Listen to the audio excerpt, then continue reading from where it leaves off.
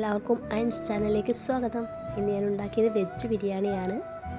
അത് rice വേറെയായിട്ടും masala വേറെയായിട്ടാണ് ഉണ്ടാക്കിയതും serve ചെയ്തതും. ഇതിന് സൈഡ് ഡിഷായിട്ട് സോയാബീൻ ഫ്രൈയും കോളിഫ്ലവർ ഫ്രൈയും ഉണ്ടാക്കിയിട്ടുണ്ട്. ഇനി നമുക്ക് ആദ്യം തന്നെ ആവശ്യമായ ക്വാണ്ടിറ്റിയിൽ അരി അളന്നെടുത്തതിന് ശേഷം അത് നന്നായി വൃത്തിയാക്കി കഴുകിയിട്ട് കുതിരാൻ വേണ്ടി വയ്ക്കണം. അതുപോലെ തന്നെ സോയാബീൻ ഉപ്പും വെള്ളവും ചേർത്ത് തിളപ്പിച്ചിട്ട് നന്നായി കഴുകി വൃത്തിയാക്കിയിട്ട് ഊറ്റി മാറ്റി വെക്കണം. അതുപോലെ തന്നെ കോളിഫ്ലവർ ഉപ്പും മഞ്ഞളും വെള്ളവും ചേർത്ത് വേവിച്ചിട്ട് ഊറ്റി മാറ്റി വെക്കണം. ഇനി നമുക്ക് റൈസ് തയ്യാറാക്കാം. കട്ടിയുള്ള ഒരു കുക്കറാണ് ഞാൻ എടുത്തിട്ടുള്ളത്. അതിനകത്തേക്ക് കുറച്ച് സൺഫ്ലവർ ഓയിൽ ആഡ് ചെയ്ത് എന്നിട്ട് അതിനകത്തേക്ക് മസാല സാധനങ്ങൾ ചേർത്ത് കൊടുത്തു.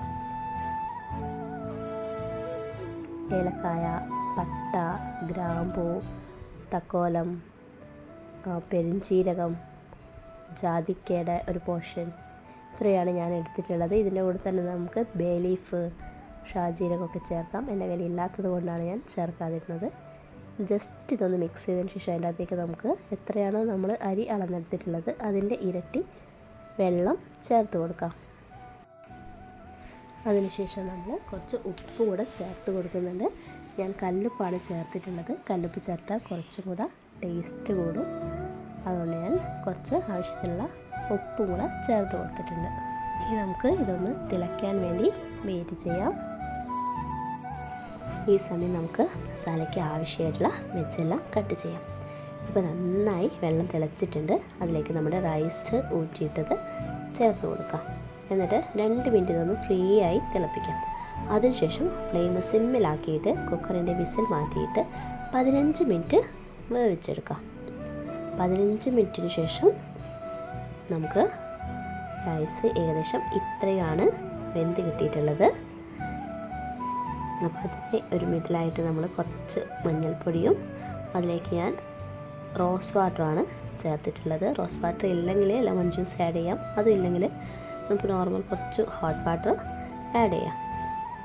എന്നിട്ട് നന്നായിട്ടൊന്ന് മിക്സ് ചെയ്തിട്ട് നമുക്കിത് ഒരു 5 മിനിറ്റ് കൂടെ വേവിക്കാൻ വേണ്ടി മാറ്റി വെക്കണം. നമ്മുടെ റൈസിന് അവിടെ ഒരു യെല്ലോ കളർ കാണാൻ വേണ്ടിയിട്ടാണ് നമ്മൾ ഇങ്ങനെ ചെയ്തിട്ടുള്ളത്.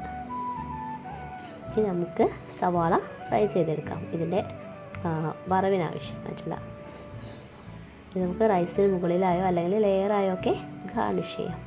ഇതിൻ്റെ കൂടെ നമുക്ക് ഗരം മസാല പൊടിയും തൂവി കൊടുത്തിട്ടുണ്ട് ഞാൻ. അതുപോലെ തന്നെ നമുക്ക് മല്ലിയിലയും പുതിനയിലും ഒക്കെ ഉണ്ടെങ്കിൽ അതും കൂടെ ചേർക്കാം. എൻ്റെ കയ്യിൽ ഇല്ലാത്തത് കൊണ്ടാണ് ചേർക്കാതിരുന്നത്.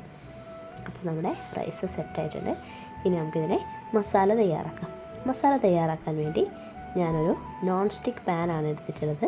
അതിലേക്ക് കുറച്ച് ഓയിൽ ഒഴിച്ച് കൊടുത്തു. ഇനി ഇതിലേക്ക് 2 സവാള കട്ട് ചെയ്തത് ഇട്ട് കൊടുക്കുന്നുണ്ട്. അതിലേക്ക് ആവശ്യമായിട്ടുള്ള പൊടിയുപ്പും ചേർത്ത് കൊടുക്കുക. മൂടി വെച്ച് ഇളക്കി കൊടുത്തിട്ടാണ് സവാള ഞാൻ വഴറ്റിയെടുക്കുന്നത്. ഇനി നമുക്ക് ഈ ഒരു വേവായതിനു ശേഷം ഇതിലേക്ക് ഒരു ക്യാരറ്റ് കട്ട് ചെയ്തതും അതുപോലെ തന്നെ ഒരു ഉരുളക്കിഴങ്ങ് കട്ട് ചെയ്തതും 2 പച്ചമുളക് കട്ട് ചെയ്തതും ചേർത്ത് കൊടുക്കുന്നുണ്ട്. ആവശ്യമെങ്കിൽ ഉപ്പും കൂടെ ചേർക്കുക. എന്നിട്ട് ഒന്ന് നന്നായി മിക്സ് ചെയ്തിട്ട് മൂടി വെച്ച് ആ ഒരു പച്ചമണം മാറുന്നത് വരെ ഒന്ന് വേവിച്ചെടുക്കണം. പിന്നീട് കുറച്ച് വെള്ളം ചേർത്തിട്ട് വേവിച്ചെടുക്കാം. പിന്നീട് ഇതിലേക്ക് 4 ചെറിയുള്ളി ചതച്ചതും 1 ഇഞ്ച് കനത്തിലുള്ള ഇഞ്ചി ചതച്ചതും 10-12 അല്ലി വെളുത്തുള്ളി ചതച്ചതും ചേർത്ത് കൊടുക്കുന്നുണ്ട്. അടുക്കളയിലെ കുഞ്ഞൻ ഉരലിലോ അമ്മിക്കല്ലിലോ ചതച്ചെടുക്കാം. മിക്സിയിൽ ചതച്ചാൽ ടേസ്റ്റ് കുറയും. പിന്നീട് ഞാൻ ഇതിൽ കുറച്ച് സോയാബീൻ ചേർത്തിട്ടുണ്ട്. സൈഡ് ഡിഷായിട്ട് സോയാബീൻ ഉള്ളതുകൊണ്ട് ഇത് സ്കിപ്പ് ചെയ്യാം. പിന്നീട് ഇതിലേക്ക് സ്പെഷ്യൽ മസാലയും തൈരും ചേർത്ത് മിക്സ് ചെയ്യാം. സ്പെഷ്യൽ മസാല എന്ന് പറയുന്നത് നമ്മൾ ബിരിയാണി മസാലക്കൂട്ട് വാങ്ങില്ലേ, അവയെല്ലാം കൂടെ പൊടിച്ചെടുത്തിട്ടുള്ള മസാലയാണ്. പിന്നീട് കുറച്ച് കറിവേപ്പിലയും ഇട്ട് മസാല ഒന്ന് ഡ്രൈ ആക്കി സെറ്റാക്കിയിട്ടുണ്ട്. കറിവേപ്പിലയ്ക്ക് പകരമോ അല്ലെങ്കിൽ അതിൻ്റെ കൂടെയോ മല്ലിയിലയും പുതിനയും ചേർത്താൽ നല്ല ടേസ്റ്റ് ആയിരിക്കും. ഇനി നമുക്ക് സോയാബീൻ ഫ്രൈയും കോളിഫ്ലവർ ഫ്രൈയും തയ്യാറാക്കാം. ആദ്യം തന്നെ നമുക്ക് സോയാബീൻ ഫ്രൈ ചെയ്തെടുക്കാം. അതിനായി നേരത്തെ വേവിച്ചെടുത്ത സോയാബീനിലേക്ക് നമ്മൾ കാശ്മീരി ചില്ലി പൗഡർ, കോൺഫ്ലോർ, മഞ്ഞൾപ്പൊടി, ഉപ്പ്, സ്പെഷ്യൽ മസാല ഇവ ചേർത്ത് നന്നായിട്ട് മിക്സ് ചെയ്തിട്ട് നമുക്ക് ഒന്നുകിൽ സൺഫ്ലവർ ഓയിൽ അല്ലെങ്കിൽ കോക്കനട്ട് ഓയിൽ നമുക്ക് ഫ്രൈ ചെയ്തെടുക്കാം. അങ്ങനെ നമ്മുടെ സോയാബീൻ ഫ്രൈയും സെറ്റായിട്ടുണ്ട്. ഇനി നമുക്ക് കോളിഫ്ലവർ ഫ്രൈ ചെയ്തെടുക്കാം. നമ്മൾ ആദ്യം തന്നെ ഈ കോളിഫ്ലവർ വേവിച്ച് ഊറ്റി മാറ്റി വെച്ചിട്ടുണ്ടായിരുന്നു. ഇനി ഇതിലേക്ക് നമുക്ക് കുറച്ച് മസാലപ്പൊടികൾ ചേർക്കാം. നമുക്ക് ആദ്യം തന്നെ കാശ്മീരി ചില്ലി പൗഡർ, കോൺഫ്ലോർ, പിന്നെ അരിപ്പൊടി, മഞ്ഞൾപ്പൊടി, പെരുംജീരകം വറുത്ത് പൊടിച്ചത്, സാദാ ജീരകം വറുത്ത് പൊടിച്ചത്, ഉപ്പ്, പിന്നെ കുറച്ച് ഗരം മസാലയും കൂടി ചേർത്തിട്ടാണ് മസാല കുഴച്ചെടുക്കുന്നത്. എന്നിട്ട് ഇത് നമ്മൾ ബ്രെഡ് ക്രംസിലൊന്ന് കോട്ട് ചെയ്തതിന് ശേഷം ഫ്രൈ ചെയ്ത് എടുക്കുകയാണ് ചെയ്യുന്നത്.